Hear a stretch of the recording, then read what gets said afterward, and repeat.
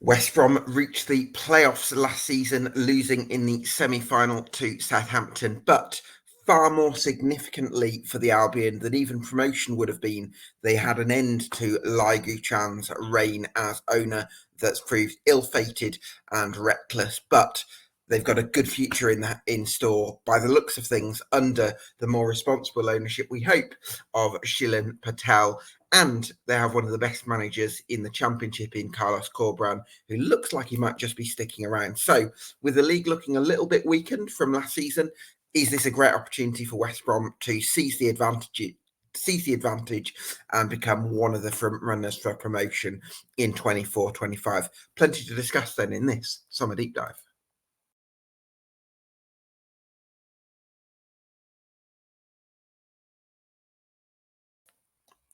Yes, welcome along to the latest summer deep dive here on EFL Debate, one of 72 we're doing club by club across the EFL between mid-June and mid-July. Already the full set for League 2 uploaded to YouTube and to Spotify, a few for League 1 and the Championship as well, so get yourself subscribed. For now, delighted to be joined by Chris Hall from Albion Analysis podcast. Chris, good morning. Thank you so much for your time. Really appreciate you joining me. It looks like a bright future at last for West Bromwich Albion, doesn't it? It's certainly a brighter future, Gab. I mean, obviously, look, Shilen Patel has said all the right things, and to be honest, is building an enormous amount of trust early doors with the Albion fans. We can't completely know at this point. It's still very early days. Whether what his ownership is going to bear in terms of fruit, but I think what we can safely say already is that it all looks a damn sight better than it did under Lai, because under Lai we had an owner who was taking money out of the club, not repaying debts, missing deadlines to repay debts, was a complete absentee as well. Didn't attend games, didn't come to the training ground, didn't really seem to have any real interest in the football club at all, other than it was another commodity in his portfolio, to be honest with you. And I mean, to be honest, even then you got into the murky depths of, was it in his portfolio? Was it a splintered ownership across multiple different stakeholders, which then got us into a worrying situation of, can we even sell the club? Shilen Patel has come in and first of all, he said all the right things. He's referred to himself as a steward of the football club, a custodian. He's at no point has he ever called himself an owner, which is a really, really, it's just words, I admit, but it's a really important distinction for Albion fans. He's been open and honest about this transfer window. He did an open letter to the fans a couple of weeks back, and not just telling them what they wanted to hear, which was nice. He was very honest about the fact that whilst we don't have the same cash flow problems that we had when before he came in, what we do have is a profit and loss issue, and that we need to meet the EFL regulations over the next couple of years, which means that the current wage bill is not sustainable, which basically, he's basically saying players are going to have to go. They're not going to get replaced by players on the same money. He also was quite open about the fact that we're not going to chuck loads and loads on transfer fees around this summer, which I thought was really good, because as soon as a new owner comes in, people just seem to think, especially one that's got a bit of money behind him, which Shilen Patel does have.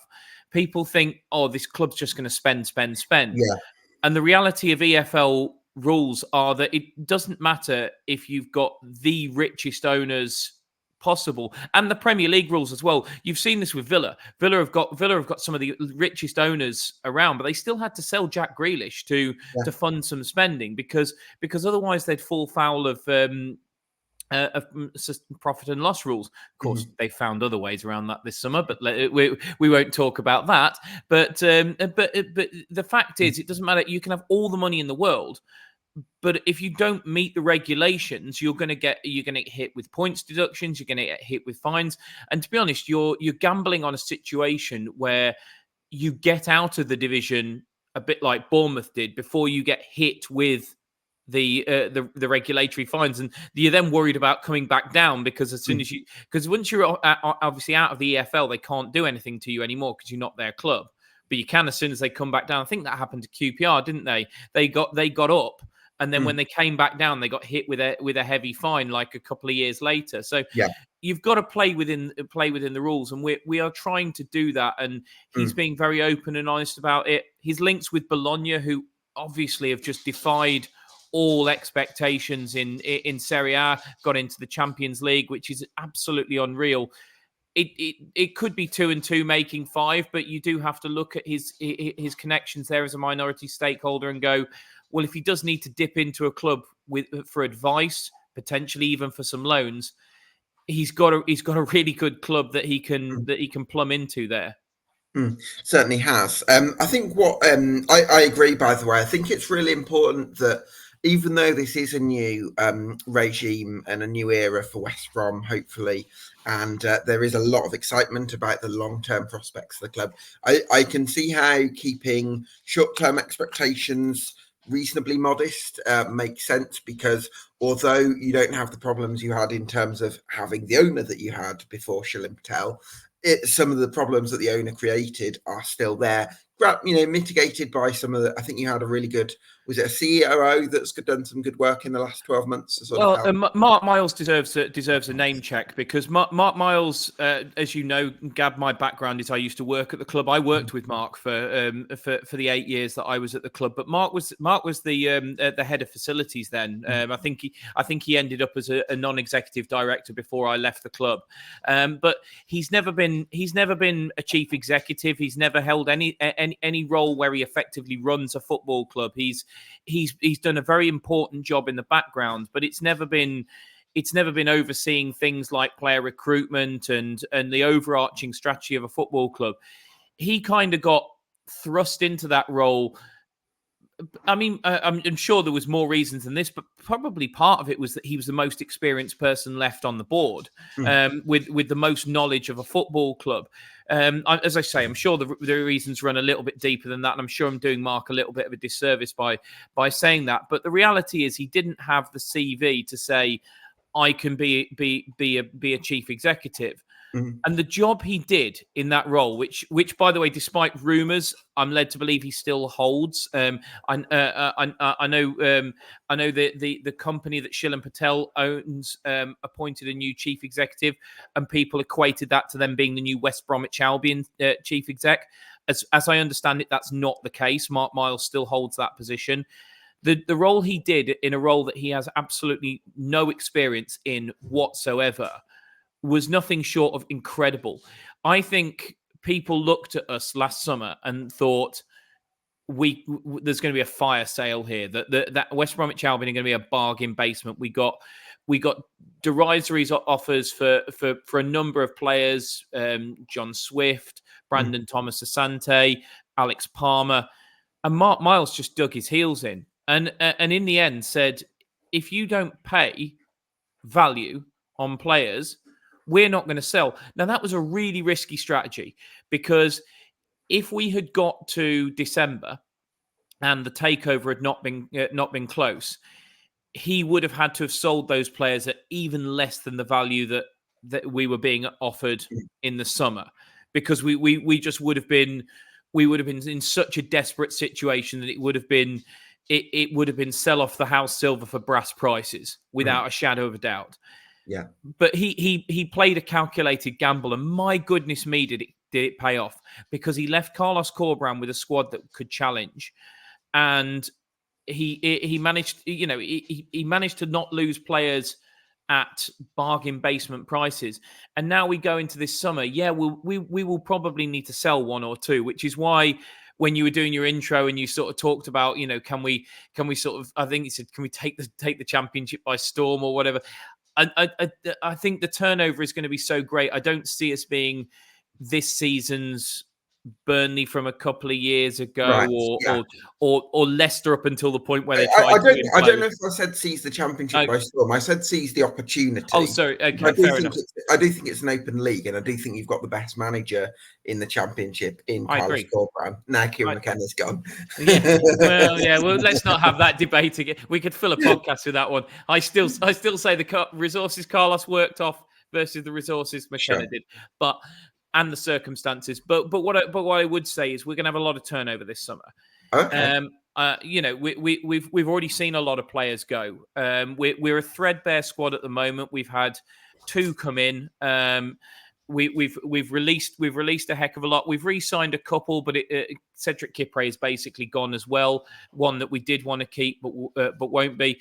So it's going to be a very different looking West Bromwich Albion next season. I mean, some of our success at the end of the season was built on the loan of Mikey Johnston as well. Matt Phillips, the alternative on the left, has gone. So we're going to have a completely different left-hand side. We're going to have a different centre of defence. Potentially a different central midfield. Now Diakate has come in. There's rumours around Okayu Koslu going. We don't quite know what's going to happen there. Fortunately, we've managed to maintain Alex Mowat, which is fantastic. I don't think many other areas of the starting 11 will change that much, but I do think the centre of defence changes. The left-hand side has to change because we've got no players. And I wouldn't be surprised if Diakate made himself a starter at some point. So I think it will be a change side, certainly in terms of depth. The players coming in from the bench will be, basically they've all gone.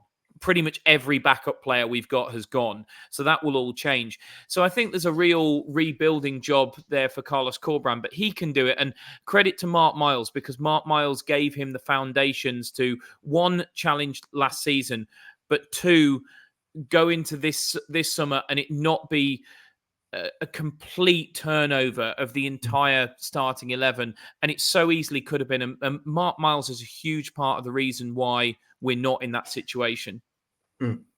Yeah, absolutely. All credit to Mark Miles. Talk to me a little bit about Carlos Corberán and how because he took over the club. He took on a bit of a hot potato, didn't he? Really, a couple of years ago when the club was in that situation. I'm not sure if I was in his situation as such talented coach. I'm not sure I'd have taken on West Bromwich Albion at that time. But I'm really glad that he sort of he's sort of been rewarded for that show of faith in the club, if you like, because of the Patel takeover should give him the stability to really build something. But just talk to me about how great a job he's done. That's just unbelievable, isn't it? I mean, as you say, he took us over. We weren't. There's always this misnomer. We were bottom. We weren't quite bottom. We went bottom in his first game when we got beat by Sheffield United. But excuse me, he sort of experimented in that first game. He played multiple different formations.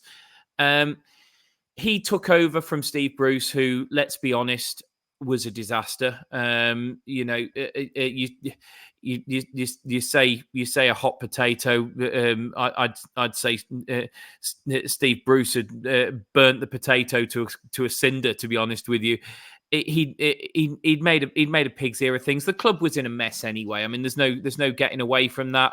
But to be fair to Brucey, there was a period where you thought we were the sort of XG darlings of the division. We were underperforming our XG more than anybody else. We just basically need to stick the ball in the back of the net, and we should have been winning games. But when it came to actually finding a way to do that, finding solutions, Steve Bruce seemed to get further and further and further away from it. Gab, I'm sure you'll remember the game at the Hawthorns where Birmingham beat us 3-2, and we played a high line and made Carl Bartley look like the worst defender in the history of the world, and made Scott Hogan look like the fastest centre forward in the history of the world.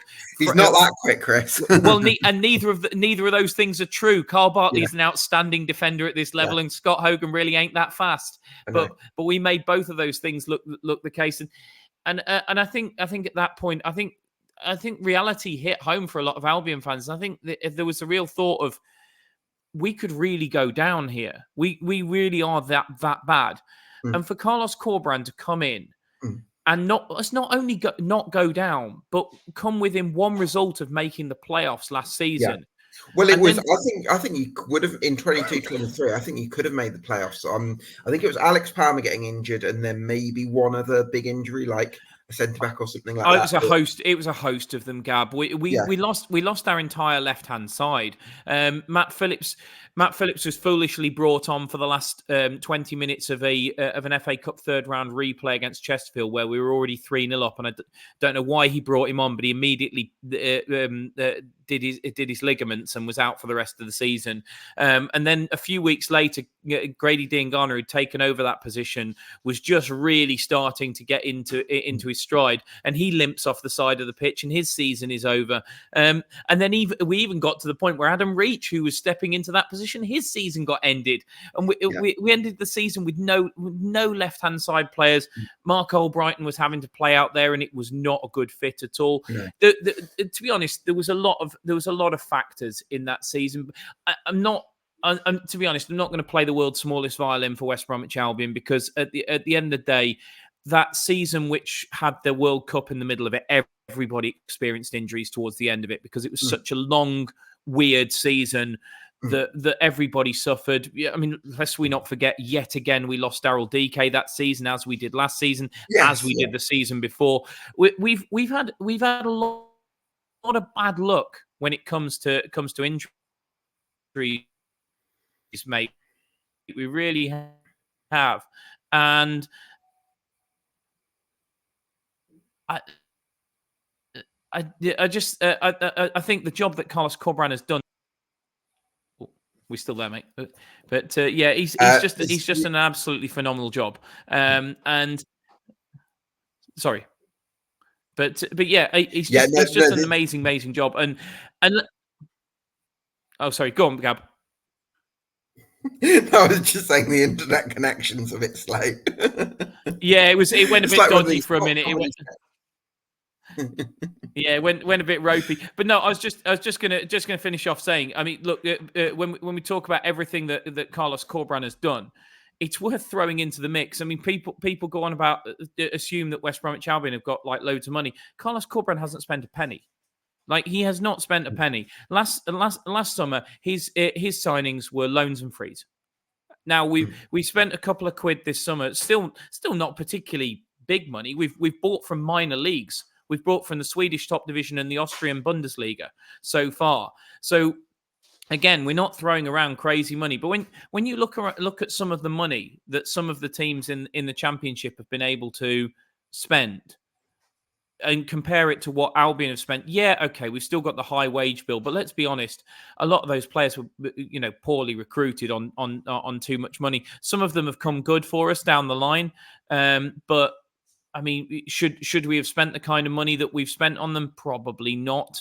Should we have given out the contracts we've given to them? Probably not. Which probably leaves us in a difficult situation this summer of probably having to sell one or two that in an ideal world we wouldn't want to. Maybe a Yokoslu, maybe a Swift or Diangana. It's quite possible that we have to let one of those go because the contracts that they're on. But I think the job he's done without being able to make this squad his own. This is large. I did a piece for Albion Analysis Substack the other week, and I've actually broke it down by which managers had signed which players. And I think you'll find this is an amalgamation of 6 different managers' signings, which is a heck of a lot. And it wasn't like the majority of them were Corberán's either. It was like maybe half a dozen were Corberán's. 6 different managers. Wow. Yeah, well, I mean, you think of who we've gone through. You at the point I wrote the article, you could go back to Pulis for Matt Phillips.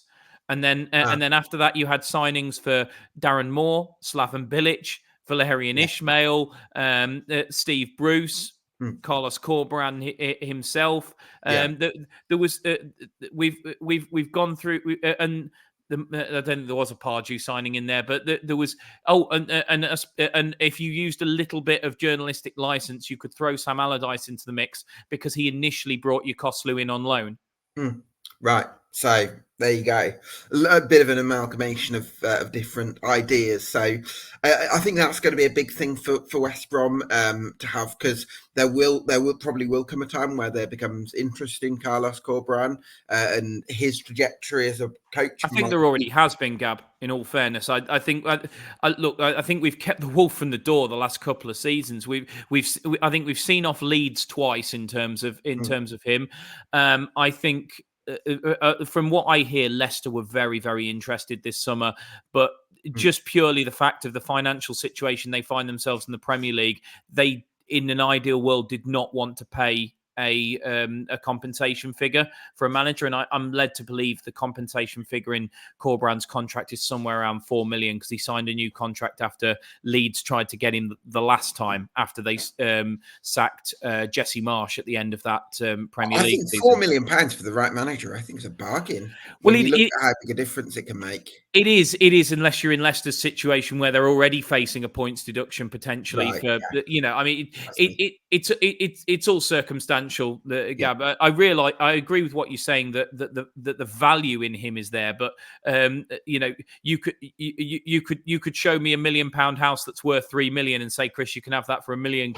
I'd still have to have £1 million to buy the blooming thing. That's true, yeah. And I haven't got it, so it's one of those. But and then there was rumours of Burnley as well. There was rumours of Burnley, and they've plumped for Scott Parker, which again, delighted to see that they haven't gone after Carlos. So I think you're right in what you said in your intro. I think that it looks like he's sticking around for the time being.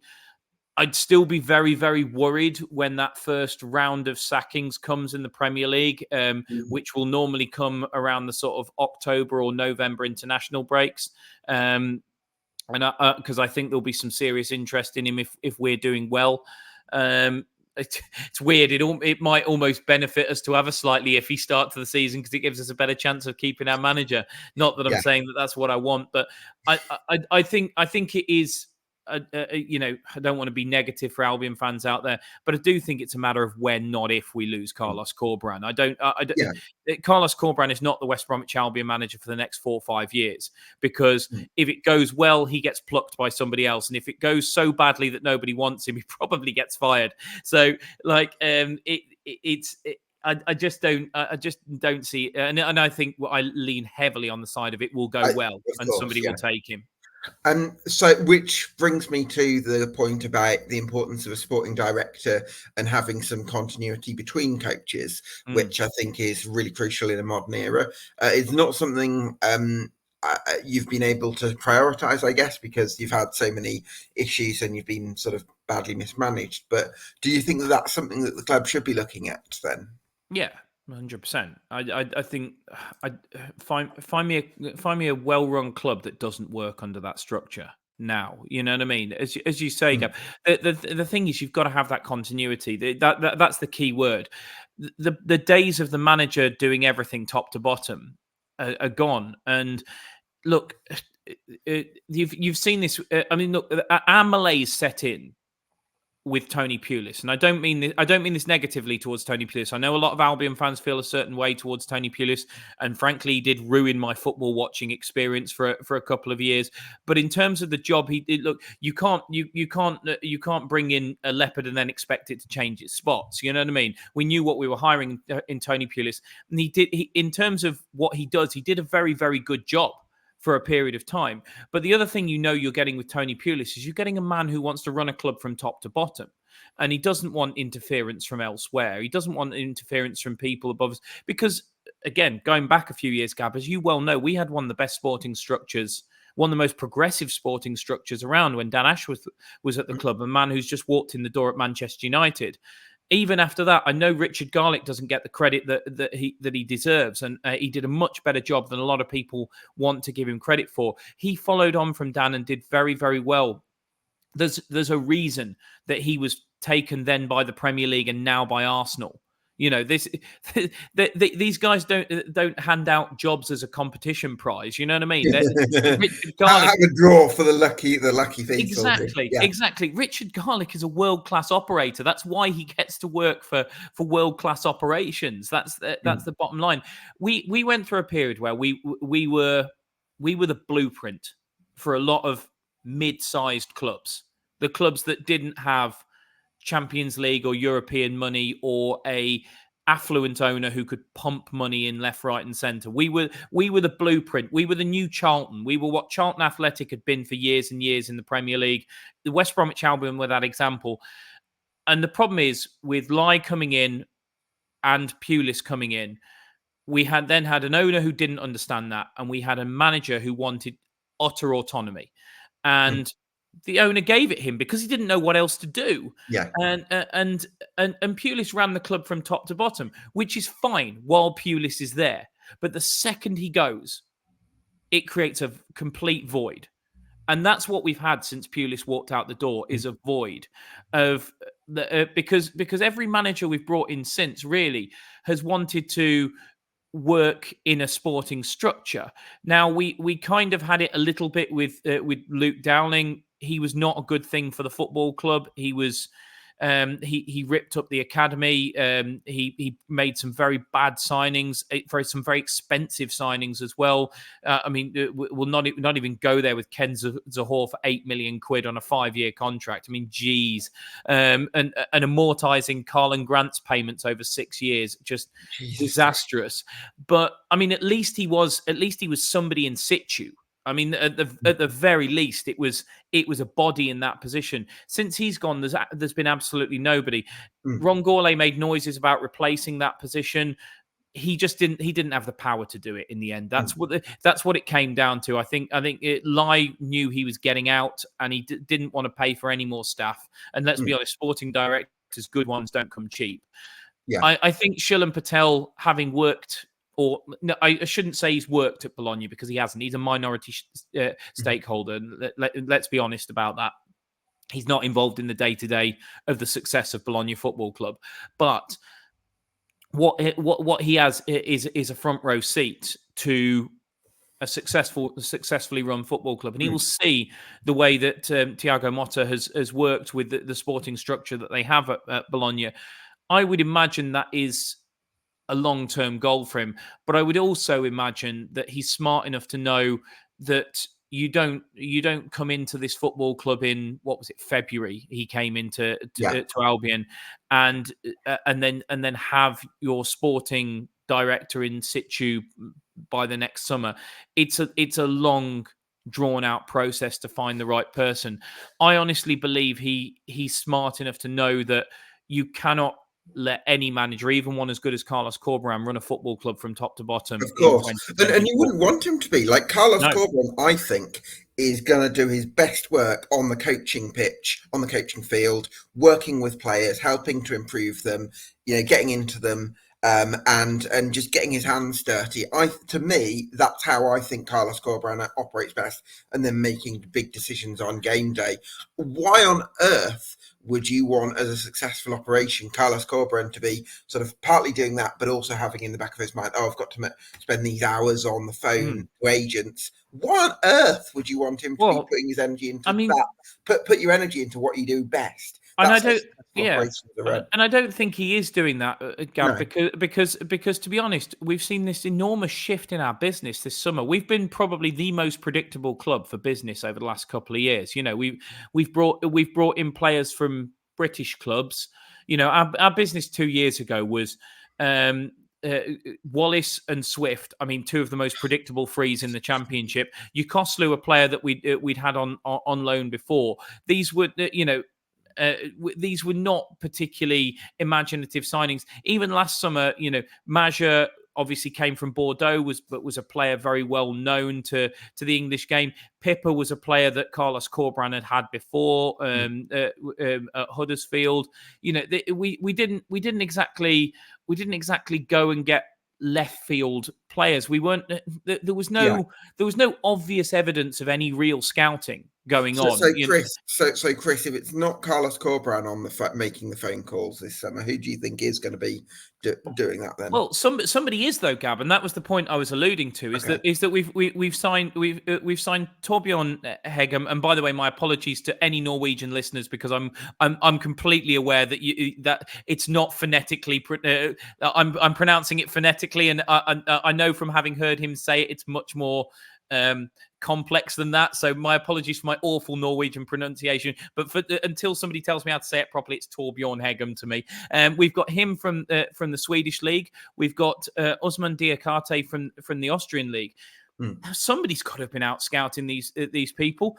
For the avoidance of doubt, we're going to have to give the credit to Ian Pearce, a man that I have much maligned up to this point, because I think since he came in, like I say, I think he's just kind of gone to the manager half the time and asked who he wanted. I think most of the signings under Bruce definitely came from Bruce. Geez, we were even signing his neighbours at one point. We were signing his neighbours in Eric Peters and somebody that was recommended by his son-in-law, I think it is, in Brandon Thomas Asante.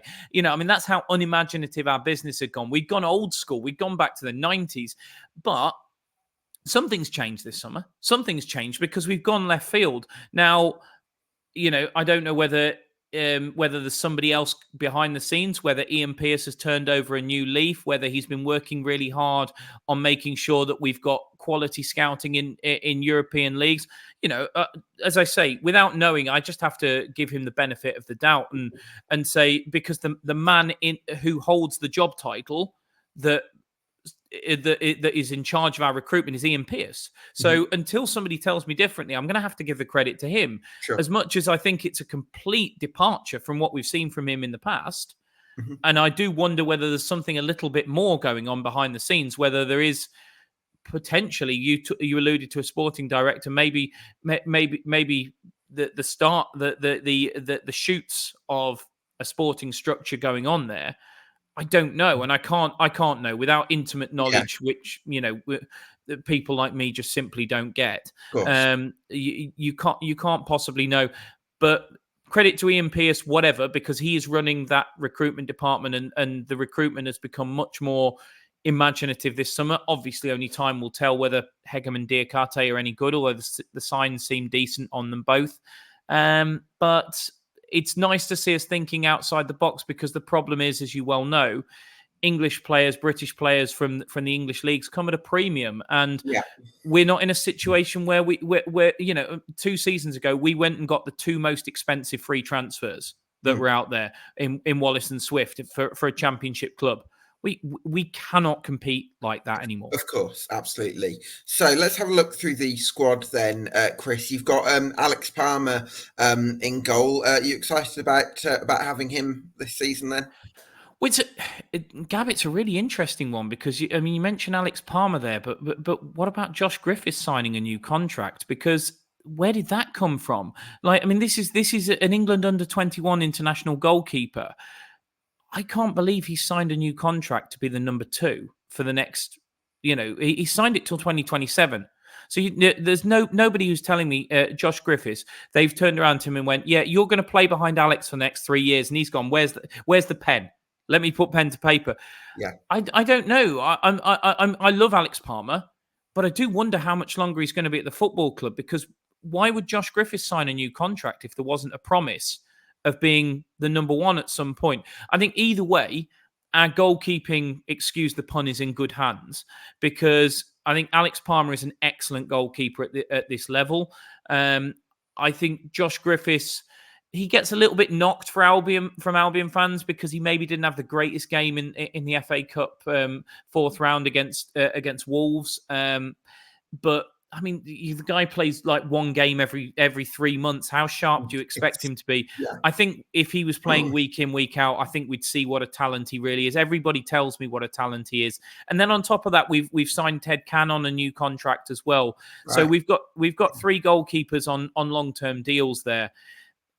As I say, it's maybe I'm adding 2 and 2 and getting 5, Gab, but I just don't know how much longer Alex Palmer's going to be at the club, just purely on the basis that if he is going to stay for the next 3 years, I don't understand why Josh Griffiths has signed that contract.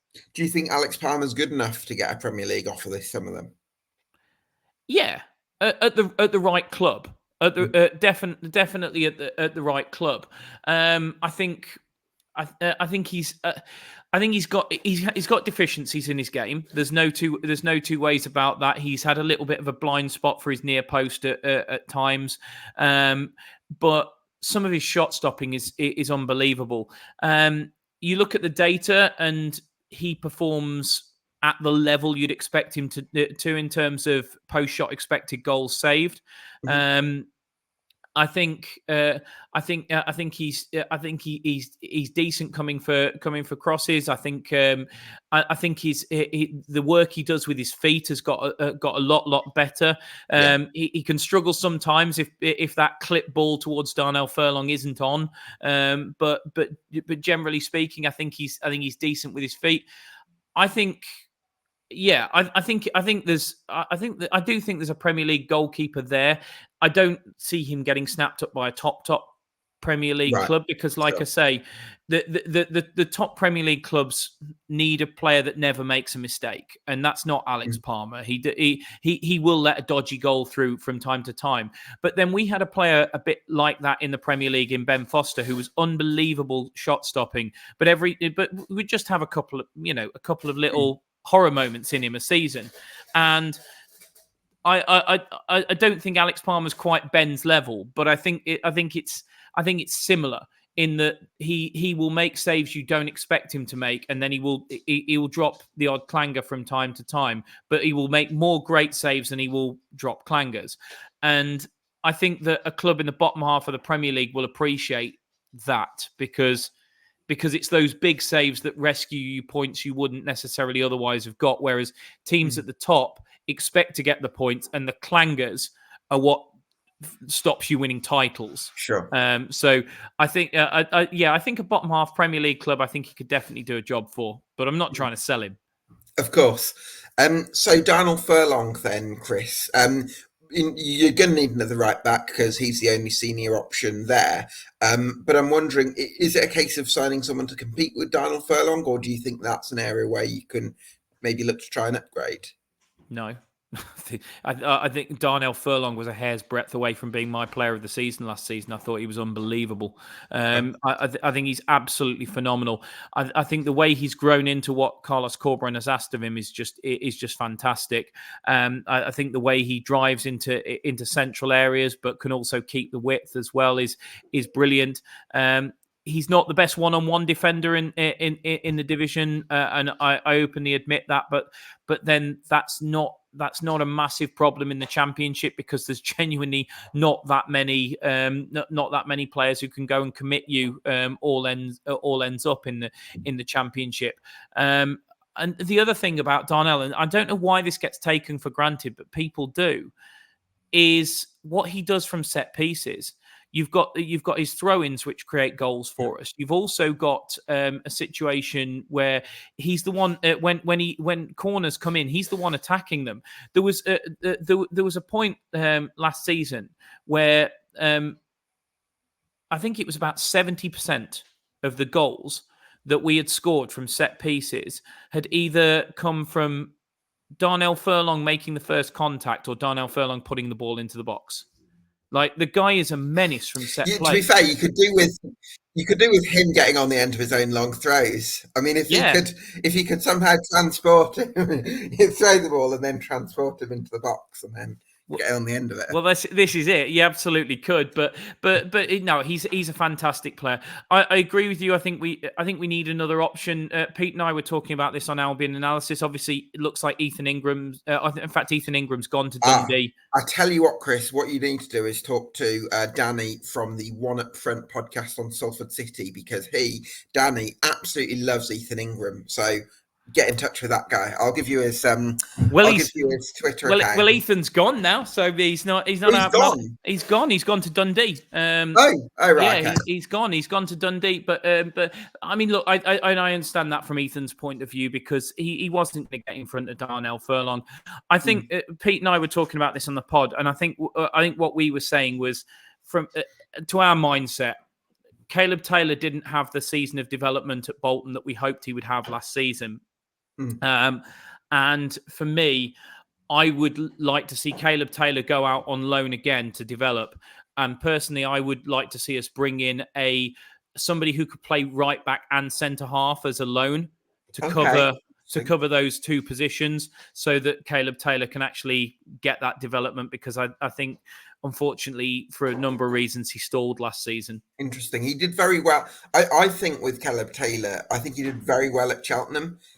However, I think maybe at Bolton Wanderers, the emphasis might have been more on the possession side of things. And I don't think he's I don't think he's bad with his feet, but as a ball player, but I don't think he's necessarily at that level yet. I mean, if you can develop that, then great. But I think that might explain why he did well with sort of an underdog side in Cheltenham, and maybe didn't do quite as well with Bolton. Yeah. No, I agree. And look, and he got an injury at the wrong time as well. And when he came back, somebody had nicked his space. But I think there's an opportunity there to let him go on loan and with Darnell. I think Darnell will be first choice, and I think bringing somebody young who can play back up because. Look, you say, do we need another first choice? Well, we had Pippa as an option last season. He barely played, so there's clearly no point in going and spending a load of money on a right back when Carlos has already shown if Darnell Furlong is fit, he's going to play. Well, what you probably need is a young understudy, someone who's about 18, 19, who isn't going to expect to play quite so often, but can kind of. Which is why we offered Ethan Ingram a new contract, but he turned us down. And like I say, I don't blame him because it's his career at the end of the day. And why does he want to be waiting till he's well into his 20s to start playing regular football? But that's why we offered Ethan Ingram a new deal. Yeah, that makes a lot of sense. So centre back then. Hegem, who again I've not had the chance to do the pronunciation research, but he's come in from Norway. You've got Bartley and a J there as well, but Cedric Kipre is going to be a big loss, isn't he? He's going to be a massive loss, and he was many people's player of the season last season. He had a iffy start for the first few games, and then after that, he was just unreal. He's also the one who plays out from the back for us as well. So, or was the one who played out from the back. I've got to start learning to use the past tense with Cedric Kipre. It's like when a relative dies, mate. Honestly, yeah, it is. It's going through the grieving process, isn't it? It really is. But look, he's going to be a huge loss, but equally, I think we've known for quite some time that if we were to lose in the playoffs, that Kipre was going to go. I think that was always the case, and I think Hegem has been brought in as a direct replacement. He's left-footed, so he could, which Kipre wasn't, so he can play that left-hand side centre half. He's good with his feet. He passes the ball well. He's tall. He's strong. The only question really with Hegem is with the due respect to the Swedish league, it's not the same standard as the Championship, and can he make that? Can he make what is quite a dramatic step up? But I think he's. I don't expect Ajayi to be the first choice centre half next season. I really don't. I think Corberán didn't seem to have a great deal of trust in him as the season went on. Do you think Semi Ajayi stagnated in his career at West Brom? Yeah, I do. And to be honest, if I was Shemi Ajayi, I'd be looking for another club personally. It depends what conversation he's had with Corberán. It depends whether Corberán has said, "Yeah, you're my man from the first day of the season." If he's been told Hegem's going to start on the opening day at QPR and you've got to earn your spot, I'd be getting on the phone to my agent and saying, "Get me out of here," to be honest with you, because he obviously had some sort of an issue with Valerian Ismail, because Valerian just bombed him out completely. He was nowhere for a period of time, and then Bruce brought him more into the fold. But since Corberán's come in, he's favoured Bartley and Kipre, and last season he was preferring, the season before that, sorry, he was preferring like Dara O'Shea and Eric Peters. He's never really leaned towards Semi Ajayi. Ajayi's been unlucky as well. It seems like African Cups of Nations come at the wrong time for him in terms of his Albion career. Every time we seem to get an injury, which puts Ajayi into the box seat, there seems to be an African Cup of Nations just around the corner. So he's had a bit of bad luck as well. But I don't know. I've kind of... it's a shame because Semi was obviously a part of that Bartley-Ajayi centre-half partnership that got us promoted under Bilic. And I just feel like it's not going to happen for him anymore, which is a shame. I just feel like it's maybe a little bit done for him. Kyle Bartley, Chris, do you see him as one of the best centre-backs in the Championship? He's one of the best box defenders in the Championship. Right, yeah. I think it's important to not sort of like lump all centre halves in together because you can't compare Carl Bartley to, for example, what somebody like Harwood Bellis did last season or whatever, because and if you tried to put Carl Bartley into Southampton's team of last season, he would fail epically because he can't play that type of football. Mm-hmm. In a side like ours, where we need a box defender, where we also need somebody who can attack set pieces and everything like that, I think he's unbelievable, and I do think he's one of the best in the division at that. Mm-hmm. I think you are looking at people like him and Cooper and Jake Cooper and people like that as the best in the division for that sort of thing. I think maybe even Darling as well in terms of their aerial ability. I think he's phenomenal. I think what's really impressive about Carl Bartley is the leadership he showed towards the end of last season. He obviously took the captaincy for the playoff games, and it was quite a big call to sort of take the vice captaincy off Connor Townsend and give it to Carl Bartley. But obviously, Corberán saw something in Bartley and how he was around the training ground that sort of inspired him to do so. One of the big things this summer has been, let's get the average age of the squad down. Right. Carl Bartley was the exception to the rule for me, because even at 33, I think he has enormous value to this football club. Yeah, I mean, so I guess if you had two Kyle Bartley types, that might limit you a little bit in terms of what. We wouldn't be able to get out from the back if we had two Kyle Bartleys. Exactly. So Hegam's going to play quite an important role in terms of who Palmer or Griffiths, if Palmer goes, is going to distribute to, because Hegam could be the centre half who's the initial go-to, if you like. Yeah, and the fullbacks as well. You look at where a lot of Palmer's passes go. As I said before, they're clip balls towards Darnell Furlong, who obviously has that aerial ability, but also Connor Townsend coming deep to take the ball off him. And it's interesting Hegam coming in terms of Connor Townsend's position as well, because if we can increase our options at centre half, I think one of the problems is Connor Townsend was asked to play too much football last season for a guy over 30. And I think we saw a deterioration in Connor Townsend towards the end of the season. I think it's important that Connor Townsend is not asked to play practically every game next season. Right. And Hegam can fill in at left back. In fact, he's played quite a lot there. So I think which is another reason why I'd like to see a centre-half / right-back brought in, because if Furlong's playing, that centre-half could play centre-half and Hegam could push out to left-back if needs be. I honestly think there's a situation where with one smart signing, we can have 6 defenders and them fill rotating across the 4 positions very nicely. Interesting. So you're thinking Furlong, then a right-back who can play centre-back, Bartley, Ajayi, Hegam and Town... No. Yes. You thinking Ajayi might go? So I mean, if Ajayi goes, we've got to replace him. But as it stands at the moment, yes, I'm thinking one recruited right back / centre back, Furlong, Bartley, Ajayi, Hegam, and Townsend. That would be my 6. Okay, that makes sense. Thanks. Connor Townsend, we've already touched on that. It's going to be important to reduce his minutes next season. What did you make of? Do you feel like he declined a little bit last year? Would you put it in Yeah. those terms? I do. I thought no. I don't think. I don't want to say declined because that would suggest that he can't get those levels back. Okay, I felt what we saw at the end of the season was a player fatigued.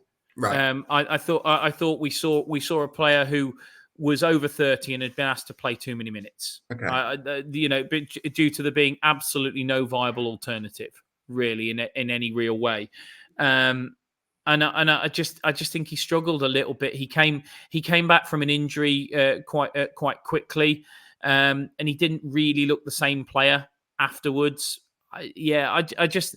I'm not. I know there's certain Albion fans who hold certain opinions towards Connor Townsend and have done for some time. I will always be of the opinion that Connor Townsend is an enormously underrated footballer at West Bromwich Albion by many people. I think some of the work he does for us on the ball, some of his one-on-one defending is absolutely brilliant and some of the best in the division.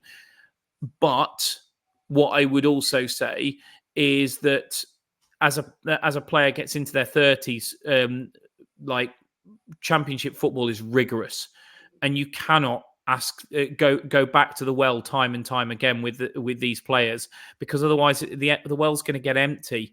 And I think that's what we saw with Connor Townsend at the back end of last season. I thought we saw a player that was tired, to be honest with you, and his performances showed. He was absolutely appalling in a couple of games, and there was silly mistakes as well that you never see from Connor Townsend. There was one that nearly cost us at Stoke, and then there was one for where Fatawu clipped that cross in for Vardy at Leicester, where Connor just dived into a challenge, which you never see from Connor. And I just thought this player looks gone to me. Like he just looked out on his feet. Mm. Yeah, so hopefully you can bring in maybe a younger option who can play some of those minutes and take a bit of the pressure off Townsend, and hopefully he can sort of come back a little bit more and be more and have it more in the tank when he does play. Central midfield then. Chris, you alluded to the possibility that Yokuslu might have some interest this summer. So would you say that would be a bit of a worry for you about losing someone like him?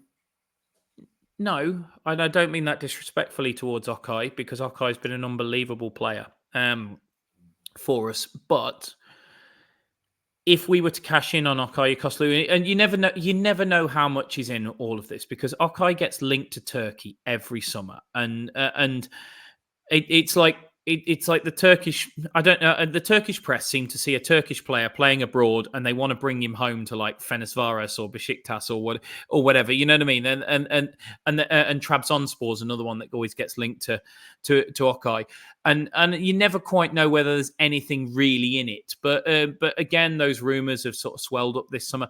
I think if we were to sell Okai Yokuslu, it would make a heck of a lot of sense. The guy's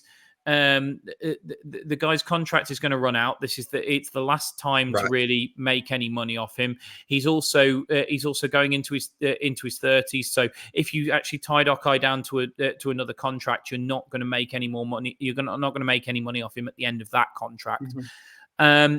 He is also a player a little bit similar to Townsend, who I think we tried to get too many minutes out of last season and ended up getting tired and getting fatigued. He looked exhausted at the end of last season. He looked a little bit fatigued at the end of this season. Corberán managed his minutes a lot better at the end of this season, but still he looked a little bit fatigued at times, and started making a couple of mistakes that you wouldn't really associate with him.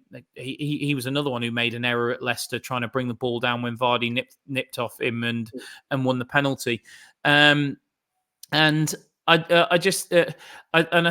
think like he's just one that he's also a big earner at a time when we need to get the wage bill down.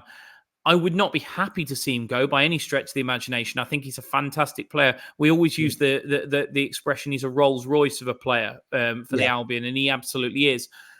But what I would say is, from a financial point of view, it makes a lot of sense. And when Right. you look at Osman Diakarte's numbers, Gab, he's like he's almost like for like with Yokoslu in terms of what they're good at. Pete did their radars, and you overlay the two radars, and they're good in the same areas. But Diakarte's 23, and I mean this is a guy who in 2020 there was an article written about the 5 best players or the 5 best most exciting young players in the Austrian Bundesliga. Diakarte made the list. 3 of the other 5 were Dominic Szoboszlai, Karim Adeyemi, and Stephen Okafor, who obviously play for Liverpool, Borussia Dortmund, and AC Milan, respectively. Wow. And that was the kind of company he was considered in at 19. So the only thing that's held him back is the guy's had 2 serious knee injuries. Right. I think if we've got a player, but he got through the whole of last season fit. So I think we've got a player that if we can keep him fit, if he doesn't incur any real injuries, I genuinely think he could be one of the breakout players of the championship this season. I think he could be a player that you're looking at midway through the season and going, what the heck is he doing in this league? He's just way too good to be in this division, and. That doesn't happen if he has to play second fiddle to Alex Mowatt and Okay Yokoslu. So I wouldn't be surprised if a decent offer came in for Okay Yokoslu that everybody looks at it and just goes, the time's probably right. Do you know what, Chris? It's so interesting that you've mentioned those themes with Connor Townsend and with Okay Yokoslu in terms of playing so many minutes. And I'm looking at the squad at the moment, and it seems to me to be quite imbalanced. And I don't think that over the last few years it's been built with an awful lot of care. And what I mean by that is basically investing in those understudy players who the sort of the 18, 19-year-olds who aren't going to be quite at the immediate level of the first choice players, but who have the potential to grow into it, so that by the time you sell your first choice player, or even if you need to rest them from time to time, you've got someone ready made to come in. I think West Brom, what they need to do is have this sort of conveyor belt system where they buy players who, not with the intention of starting them straight away, but with the intention of growing. So you've got that sustainability of squad. So you don't always need to react to losing a player either through injury or need to rest them or them going by signing someone else. I agree, Gab, but you've got to realise the reason for that is because of the turnover of managers. Like, we haven't recruited managers to a plan in the past either. It's Chris, it's the turnover of managers, but it's also the lack of continuity between the managers as well. Yeah, exactly, because the managers have been completely different styles. I mean, how we went from Bilic to from Pulis to Pardew. Darren Moore was a little bit more consistent, and then we went into Bilic, fine, but then Allardyce after that. I mean, and then Ishmael completely different to anything else. Bruce, no discernible style whatsoever, and we finally found a bit of a home with Carlos Corberán. The fact is that as I said, it comes back to what I said to you before, Gab, about the squad is a mishmash of 6 different managers. You are not going to get that continuity, because the problem is a manager comes in and doesn't like a first team player that was bought for another manager, and they want to buy their own first team player. They're not worrying about buying the fringe players, the ones that will be a West Bromwich Albion player in 2 years' time, because first of all, that manager's probably got no confidence they'll be West Brom manager in 2 years' time anyway, but also because they feel like to have any sort of success, they need to overhaul the starting 11, not the fringe players. So we've seen it all the time. Valérien Ismaël came in, got rid of any creative midfielders that we got. And then we fire him, and suddenly Steve Bruce does want to play with number 10s, and we've got Adam Reach stuffed into the number 10 because we've got nobody else. We've had square pegs in round holes for years, Gab, and it just comes to what you said, that we've changed the manager too often, and we've recruited to no particular style. What I would say is, yes, you're right this summer that the squad is a little bit unbalanced, but I would also say centre half isn't miles off being done. In fact, the whole defence isn't miles off being done. I honestly think we're one player short in terms of the defence. I think central midfield, if nobody leaves, is done at present. If Okai goes, we've got to replace him. But at the moment, you've got Moa, Malumbi, Moa, Malumbi, Yokoslu, and Diakate. That's done. Central midfield is done. At the moment, the number 10 is done for me with Swift and Diangana in there. The right wing is done with Wallace and Fellows in there. Do you see Diangana as a number 10 though, Chris? Where he played all of last season, mate. It's where he played. It's where he played pretty much from coming back. He came back before the AFCON. He was playing wide on the left after Matt Phillips's injury, and then he came back from AFCON, and Mikey Johnson had obviously been signed and wasn't going to get moved. And he just made that number 10 space his own. He was one of the best number 10s in the league in the last few weeks of the season, in the last basically from February onwards. He was absolutely incredible. You look at his goals and assist numbers alone, and they were absolutely phenomenal for a player in that position. So, yeah, I absolutely do see him as a number 10. I think it's his best position. I really do, because his close control is just unbelievable. The way he can commit players, just take them out of the game. And his late arrivals into the box are so dangerous. He scored a good few goals for us last season from just being that Tom Fellows getting to the byline, pulling the ball back towards the penalty spot, and Diangana being the guy coming in on rushing onto it. I think it's his best position. So I think the fact that we've got him and Swift there at the moment means the 10 is done. I think you've got Fellows and Wallace on the right. The right is done. Really, I understand what you're saying, but I just think we desperately need some wide left players, because we've only got Carl Grant, and I don't expect him to still be at the club when the transfer. I don't think we'll get him sold, but I think we'll loan him again. Again, profit and loss, because we paid 15 mil for him. If we were to sell him, he would go down. £15 million for Carl Grant. It's a joke. It's a joke. But what can you do? But if we were to sell him, he'd go down on the books as a loss. So actually, from a profit and loss point of view, he's actually better being loaned to the club than sold. But yeah, I don't think there's massive problems in the squad. The obviously. The issue is we're working on the basis that all these players that are there now stay. And I don't think that's realistic. I don't think Diangana and Swift stay. They're both on big money. Diangana, I think, is coming towards the end of his contract. I think we're in a situation where we're going to have to sell one, if not both of those, in which case we need to replace them. I think we possibly need another centre-forward option, just because that's an area where we've suffered. Well, Daryl DK just seems to have had ongoing injury issues, doesn't he? He just can't catch a break, can he? The poor guy, And look, it's not his fault. He clearly does everything that's asked of him in the gym and in his recovery. He's clearly a very committed guy. It's just. I don't like people who turn into sports scientists about players, because people say things about Daryl DK like, oh, it's his own fault if he wasn't carrying all that bulk. Well, I'm sorry, if that's true, why didn't Adebayo Akinfenwa get injured every single week? Because it's just rubbish. As I say, people turn into sports scientists and seem to think they know better than the professionals on this sort of thing. Yeah. I'm not going to say that. What I will say is, though, there's obviously some sort of defect, that just he just can't get over. He just keeps rupturing muscles, and you've got to wonder what sort of a career Daryl DK is going to end up having. It's a massive shame, because I think he's a phenomenally talented centre forward, and I think if we could get a full season out of him, I think he rips this division to pieces, but. I don't think we'll ever see that. I really don't. And then you've got Thomas Asante and Josh Maja up front. I think we do need another option because of DK's injury. But the problem there is you aren't going to go and get. I know Albion fans like to kick around someone like Kiefer Moore's name, and I've kicked around Liam Delap's name as well. But the reality is, you're not going to get these players if the conversation you're having with them is come to us on loan, but you're going to have to fight with Maja and Brandon Thomas Asante for your starting berth. You need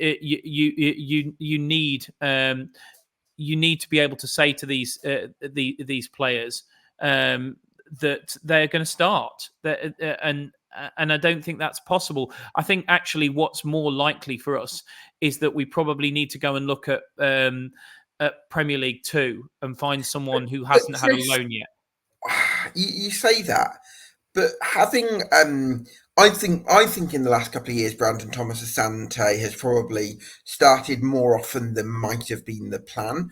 But I'm almost wondering at this stage, is Brandon Thomas Asante ahead of anything that you could get on loan or that you'd likely get from the Premier League too? Because he's actually had championship experience, and it's not that, Gab, so much as if you are going to sign somebody to play ahead of Brandon Thomas Asante, you need to sell Brandon. We're not a football club that can carry dead weight. You know what I mean? You can't. Yeah. We're not a football club that can take a first team player and turn him into a second string player just because we found somebody better.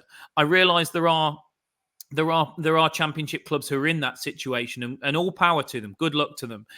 But we're not a championship club. You know, we talked earlier about Darnell Furlong. If we bought a better right back than Darnell Furlong, and I honestly don't think that there's any possibility we could, we would probably have to sell Darnell Furlong, because you can't. We're not a football club who can go through a season with a player like Darnell Furlong playing 10, 12 games. Right. That's not the financial situation we're in. And the same is true of the centre forward position. I agree with you. I do think we could do better than Brandon Thomas Asante. 11 goals last season wasn't the greatest, and on top of that, he doesn't feel like an out and out number 9. Although Pete and I both spoke about this on the pod, we've both just got this feeling in our water, and we don't really know where it's come from, that Brandon Thomas Asante is on the cusp of a breakout season, right, where he just goes and takes this division. But Chris, if that's why I would say go with Brandon Thomas Asante over getting a loan, because if Brandon Thomas Asante has a breakout season, it's worth something to West Bromwich Albion financially. Whereas let me just finish this bit. I really want to hear what you want to think. But if a loan has a great season for West Bromwich Albion, it's worth to West Brom. It's only worth something to West Brom if that. But if you don't get promoted, then it's not actually worth anything. So for me, actually go with Thomas Asante, because then you've got value. I'm agreeing with you, Gab. Like, I'm not saying bring in a loan to replace Thomas Asante. I'm saying bring in a loan, a bit like we did with Callum Marshall, and okay, it didn't work, to back him up. And if we do get the injuries that we had last season, that player plays. If Brandon Thomas Asante is out of form, that player plays. Or potentially that player comes off the bench for the last 20 minutes of games when Brandon's tiring. The one that I've looked at and I really like is Will Lancashire at Tottenham, who hasn't had a loan yet, but has scored goals for fun in the Premier League too. He's tall, he's rangy, he can play in the 10, he can play in the 9. I really like him. Actually, someone who can play as a 10 would certainly help, because that would help, a bit like we talked about with the right back who can play at centre back. That being clever with additions makes sense. And that's what I mean. But then Pete's also talked about the fact that we've obviously got this left wing problem to solve. We could potentially solve two problems in one if we brought in a left winger who could also play as a centre forward. Tyrese Campbell's a great example of someone that could do that for us, that you could play them out on the left. And Lewis Kumas is another player that whose name I've kicked around, who obviously has very clear links to the football club. But then again, of course, so does Tyrese, and our condolences to him, by the way, for his passing of his father. Absolutely tragic Awful. news. Yeah, awful. But I think both of those players would be players that you could say, right, your primary position is out on the left, but say that we had both of those players, you could say if Brandon Thomas Asante picks up an injury, right, Lewis, you're starting out on the left today, and Tyrese, you're the 9, and then nobody sort of. I think that's the kind of business we've got to do this summer. We've got to do business where players are going to find ways to play. As I said before, Gab, we can't have a situation where we have a first team player just sat not playing for months on end. I just don't think we're in that financial situation. I think we will run with a small squad, but I think we'll run with a very versatile squad. I think that makes a lot of sense. They should hire you as sporting director, really. I'd probably be cheap as well, to be fair, Gab. So there you go. Well, that's another advantage. Just Jason Malumbi, Chris, hasn't quite. I seem to remember he did really well on loan in the 1920 season. I think it was on loan from Brighton, right? And then since he's been with you permanently, maybe hasn't pulled up as many trees as he might have liked. No, that's not fair at all. He was our Okay. player of the season. He was our player of the season. I was. Oh, sorry. Two seasons ago, he was our player of the season. He just got a season-ending injury last season. Oh, right. And that is what it is. He was, to be honest, he was kind of when we talk about square pegs in round holes, he was kind of one of those type of players that was having to fill in a little bit last season. He played a bit in the 10. He wasn't helped by the fact that Mowat came in and was just absolutely unreal. Yeah, Mowat and Newcastle, yeah. Yeah, and Mowat was just not getting dropped after he came in. And by the way, we talk about Albion's business. I mean, getting Mowat to sign a new contract has got to be the best bit of business we've done. I think it's the best bit of business we'll do all summer. It's just an unbelievable signing for it, and I can't believe there wasn't more interest in him. I think if Alex Mowat was a more fashionable name other than a guy from Yorkshire who's perennially plied his trade in the Championship.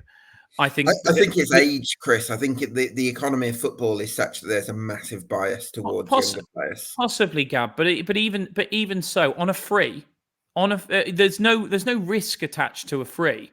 Like, he was on a free this summer. If Alex Mowat was a more fashionable player, I think there would have been, with the same numbers from last season. He's good on the ball. He's technical. He moves the ball well. He's box to box. He tackles. He shields the ball well. I don't understand what more a Premier League club. I mean, I'm talking like the promoted clubs type of level here, with the due respect to them, and possibly those 4 or 5 clubs whose ambitions probably don't go much beyond fighting relegation next season. I don't understand how those clubs aren't looking at a player. Do you think his turn of pace would be a problem in the Premier League, though? Depends who he's got alongside him, mate. Depends who's got alongside him. You know, I mean, if all Alex Mowat has got to do is protect the ball, win the ball, and then play passes to somebody who's got more ability. Take Leicester, for example, give it to Dewsbury Hall. I mean, not that he's going to be there at the end of this, but you know what I mean? Yeah. Then I don't see the problem. But frankly, he's staying. So screw him. He's our player. He signed a new contract and he's staying. It's unbelievable business. But that obviously hurt Malumbi's chances. But even then, Malumbi was playing a part. He was absolutely incredible in the win over Leeds at the Hawthorns, but then he just got a season-ending injury, and that was all she wrote. I think Jason Malumbi will have a big part to play this season. I think as far as at this moment in time, at the moment of recording, and as I say, I wouldn't be surprised if the Okay Koslu situation changed. At the moment of recording, I don't think there's many clubs, possibly any clubs in the Championship, who can rival us for the 4 central midfielders that we've got in terms of the quality of the starters and the backups. Is there anybody out there who's got quality like Malumbi, Mowat, Yokoslu and Diakate as to have 2 starters and 2 backups? I'm sure there'll be people who've got 2, they can make an argument for better starters, but to have 2 backups of the quality that we've got as well, I don't think there's anybody in the Championship who can say that. Chris, on the one hand, West Brom have got to be patient this season because of the challenges the club has faced in previous years and the backlog of problems that Shilen Patel is still addressing. On the one hand, there's reason to be ambitious because you've got the best manager in the Championship and he's not going to be here forever. Where do patience and ambition meet one another at the Hawthorns for you? Look, I don't think we have to make that choice because look, we know what we're going to spend, but then we made the playoffs spending nothing last season. I don't think we have to make that decision for as long as Carlos Corberán is the manager, because the manager is not going to settle for anything less. Like Carlos Corberán is not going to go into next season and say, "Oh, boys, we've had to turn over 60% of the squad here. So if you make top 10, good on you." No chance. No chance whatsoever. He's going to go into that season, and it's going to be playoffs or bust. And he's not going to look at it any other way. Patel, to be fair to him, has already spoke about trying to go one better. I don't think by one better he meant automatic. I think he meant getting into the playoffs and being more competitive in the playoffs. I think the problem ourselves and Norwich had last season when you looked at the playoffs is we were both facing teams who had finished miles ahead of us and were miles ahead of us in terms of quality. I do think it will be a more even league this season. I don't see 4 teams streaking clear of the rest like they did for most of last season. I just think at the end of the day, we've got to match the energy of the manager, and I think the owner does that. I don't think the owner is sitting there and thinking seasons we're going to have seasons of consolidation whilst I sort of cement my ownership and sort this squad out. I think the owner is thinking, look, we've got a financial job to do here, but at the same time, I believe that with this manager in charge and with some clever recruitment and some proper scouting of maybe minor leagues and other smart areas, that we can remain heavily competitive whilst we're doing this. I don't think we have to make the choice you laid out there, Gab, because I don't think I also what are your expectations for the season then, Chris? I'd like to see us competing again for the top 6. I think the problem with the Championship nowadays is it all comes down to how muscly are the teams that get relegated. Because as we saw last season, the teams that come down can just write off the top 2 spots within weeks of the season starting, and you can all just be fighting for playoffs, and that becomes an absolute bun fight. It really does. I hope there's not the kind of, like I say, the runaway of for 3 of the 3 relegated clubs to make up 3 of the top 4 like they did last season and to be so far clear of the rest. And well done to Ipswich, by the way, for inserting themselves into that. That's an unbelievable achievement. Sure. But it's to the detriment of the division that we saw the 3 relegated clubs so far clear of 20 of the other 20 of the other 21 clubs. That's bad for the league. That is really bad for the league. And if that happens again this season, to be honest, we clubs like ourselves and everybody below us might as well pack up and go home because all we're going to see is teams swapping places between the Premier League and the Championship, and the football pyramid dies on its backside in that moment because that's not good for anybody. That becomes a closed shop in all but name.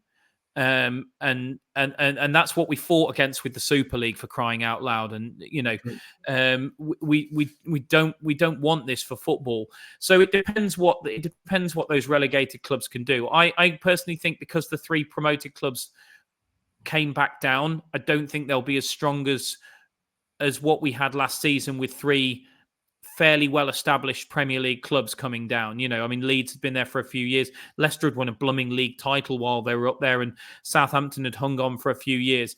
I think last year, I'm hoping, was a freak year, and just because 3 established clubs got relegated. Yeah. That's not the case this time, and I'm hoping those 3 clubs come down weaker than Southampton, Leicester, and Leeds did. But I think it creates a problem for the rest of us, and I do think it creates a problem where clubs like West Bromwich Albion, not just Albion, other ambitious clubs in this league, Middlesbrough, Hull, teams like that, realistically probably can't look at their pre-season ambitions and go, we fancy a shot at the top 2 this season, because you kind of expect the top 2 to be 2 of either the 3 relegated clubs, or throw Leeds into the mix as well as the one that missed out last season. it's really difficult. So I think if we're in the mix again for the playoffs, I think that's massive.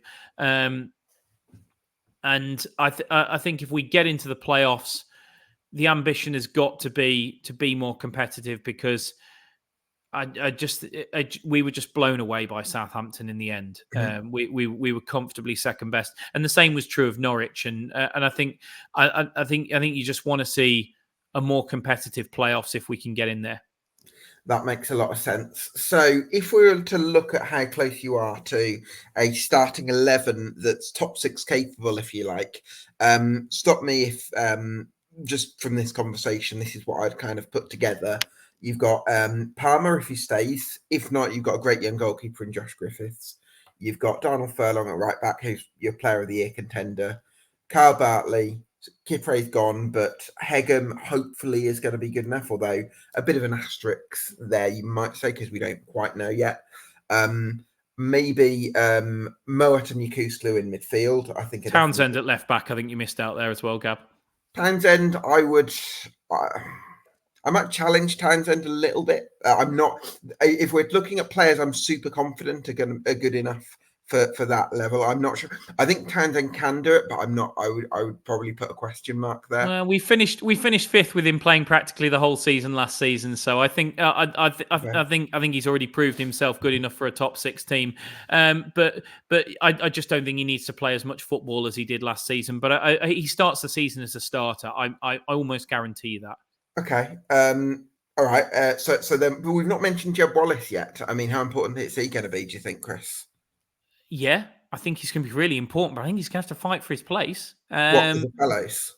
Well, yeah. I mean, I would argue we've got one of, if not the best young players in the division in Tom Fellows. Tom Fellows is incredible.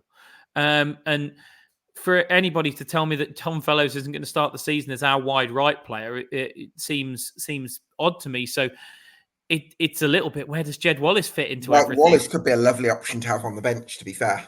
He would, but how happy is Jed Wallace going to be with that? I mean, the guy's the club captain, for crying out loud. You know, he's an experienced player. We've tried Jed Wallace before in the 10. He's also played as a makeshift centre forward. I think the latter has worked better than the former, largely away from home. I think he has looked good as a centre forward option away from home. But it's an interesting, that wide right is interesting, because I just don't see a situation where you leave Tom Fellows out at the moment. But equally, how happy is Jed Wallace being number 2? Yeah, he's a top championship player for me, Jeb Wallace. I mean, if I was to look at it, I think Tom Fellows probably has the greatest potential to have an unbelievable season.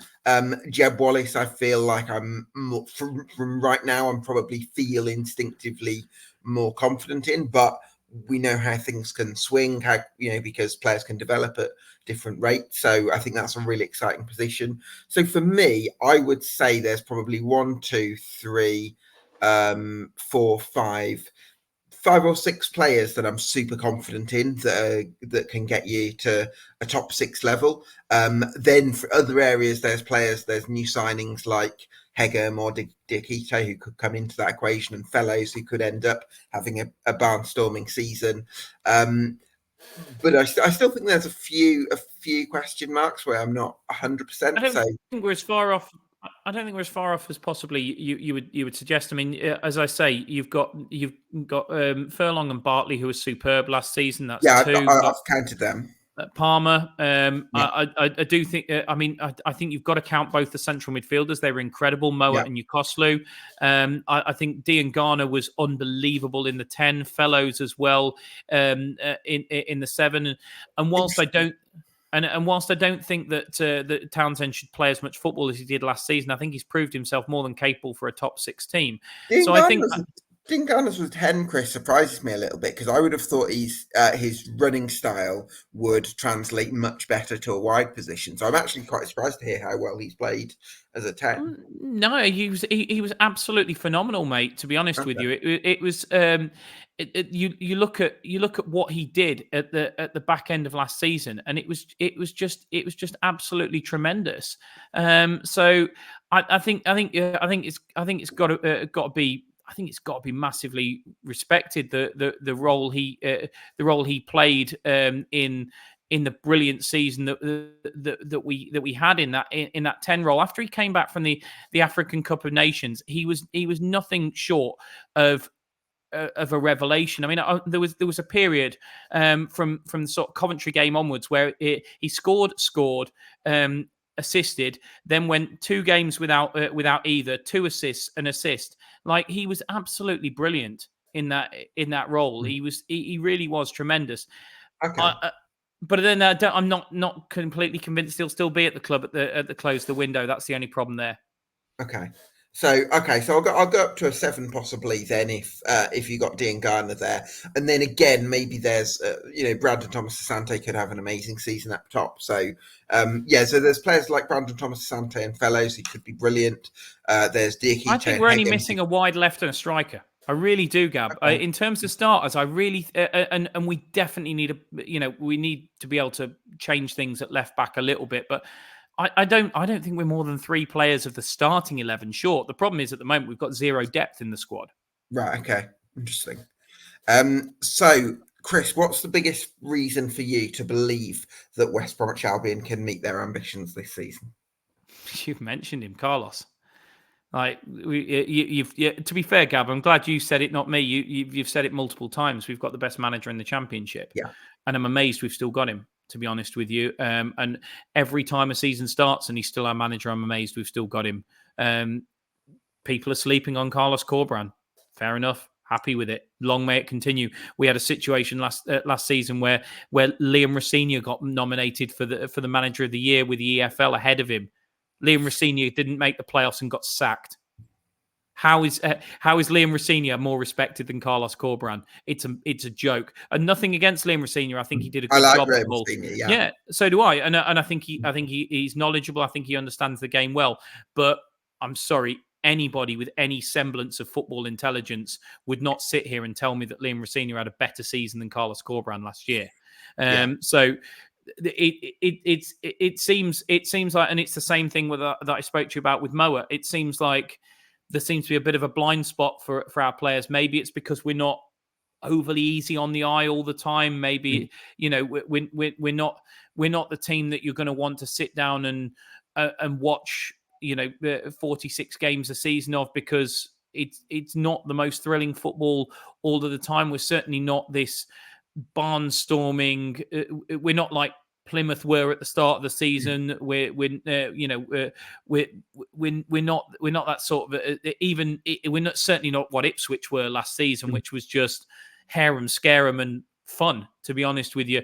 And we're not that. We're way more controlled than that. But it does work, and it seems to be disrespected by a lot of people. But frankly, long may it continue. As long as we want to fly underneath the radar, I'm more than happy with that. And if you want to stick us down in lower mid-table again in your predictions, I'm not going to stick you in lower mid-table this season, Chris. You crack on. So. Oh dear. Right. Biggest reason for doubt. Carlos goes in when the first round of Premier League sackings happen. I think that's it, really. I think there's look. We've got a new owner. We're not going to fire sale players. I trust in the recruitment that's happening. I trust in the manager. I don't see a lot. There's not a lot of reasons for negativity. The only thing that really worries me is that a Premier League club fires its manager in October, November, and that Carlos is their top target. I think that's the biggest concern for me. But I think for the first time in a long time, we've got pretty much everything else to be positive about around our football club. I think the ownership seems stable. We're trying to sort the finances out. We're starting to do intelligent, sustainable recruitment where we bring in players not only for value, not only from abroad who other people aren't picking up on, but also are young and have the potential to grow in value and potentially be saleable assets for us in the future. We're signing up important young players to new contracts. Reyes Cleary, Ted Can, Josh Griffiths. We couldn't keep Kipre, but we've kept the players that we wanted to outside of that, Moa and Bartley. I think most of everything else is there. I'm not saying we're going to take this division by storm, because I honestly don't think we will. But I think what every Albion fan wants, even more than Premier League football, because let's be honest, Premier League football's boring anyway. You just go in there to get beat most weeks. Frankly, if we could win promotion but stay in the Championship, I'd take that. I think most Albion fans, far more than wanting Premier League football, wanting trips to the big boys, want a sustainable West Bromwich Albion that can compete for years and years. And I think we're working towards that. As I say, the big concern is that Carlos would go, but even if he did, and I really don't want to see it, because I think it would be an absolute hammer blow to us, I still think we've now got an owner who will do proper due diligence. The last owner rejected Chris Wilder as manager, like completely undermined Luke Dowling in hiring Chris Wilder, because he'd heard that Chris Wilder had fallings out with the Sheffield United ownership, which frankly doesn't seem particularly difficult to do anyway. You've got a guy who just hired Valerian Ismail because he'd finished it, he'd made the playoffs with Barnsley. There's no situational context. Exactly. Yeah. There was no plan to any of these. That Steve Bruce was allowed to be hired because he had a pre-existing relationship with Ron Gourlay, and we could get him through the door quickly. There was no rhyme or reason to any of these hires. I don't believe for 1 second we would do that kind of a hire now. I really don't. So even if he went, I would be gutted. I would be absolutely wounded. But I would also have faith in the ownership to get this one right, and I couldn't possibly say that about the previous ownership. When Carlos nearly went to Leeds that season that Jesse Marsh got the sack, I was honestly saying, I celebrated Carlos staying more than I celebrated Jude Bellingham's bicycle kick the other day, because honestly, I didn't know where we went from here if Carlos walked out the door. As much as I'd be gutted if Carlos went now, I do know where we go from here, or I trust that the people who matter know where we go from here, which is far more significant than me having a plan, because I don't run the blooming football club. I trust that they would know what they were doing from here. Give me a number, Chris, between 1 and 10 to denote your level of optimism for the season ahead. I think it depends. It depends what you measure it. I'm just optimistic about West Bromwich Albion as a football club, and I'd stick that at a 9. That doesn't mean I think we're going to get top 2.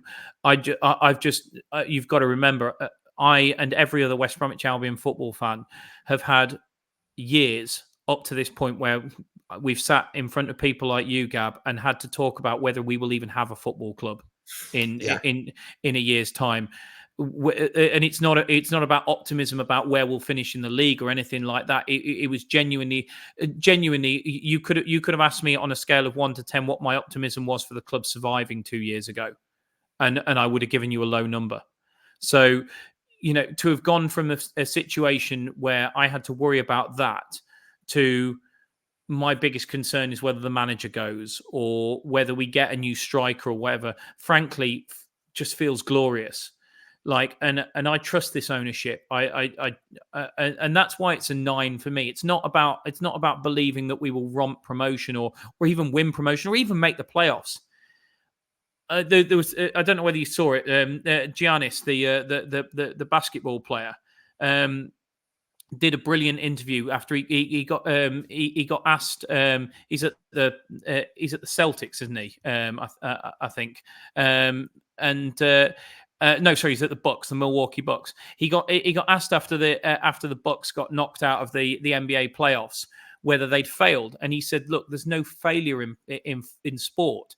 He said, he said, you build towards everything. He said, like Michael Jordan played for 15 years, won 6 championships. Did he fail the other 9 years? No, he built towards success.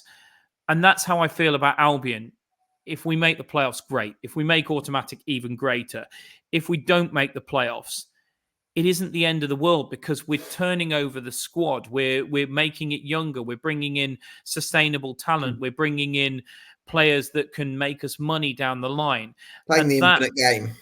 yeah, and that is not a way I've been able to feel about my club since Lai took over, since Jeremy Peace walked out the door, and I feel that way about my club again. So I'm a 9 for optimism because, and the only bit that doesn't take me to a 10 is because I haven't had enough of Shilen Patel to be 100% on him yet.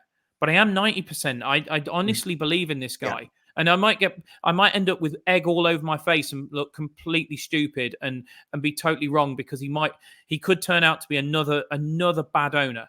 But I honestly don't think he is. No. I think I am 90% there in terms of my belief with him, which is what takes me to a 9 out of 10, because I'm not confident that we're going to necessarily achieve promotion this season, but I am confident that West Bromwich Albion will be in a better place when we have this conversation this time next year than we even are now.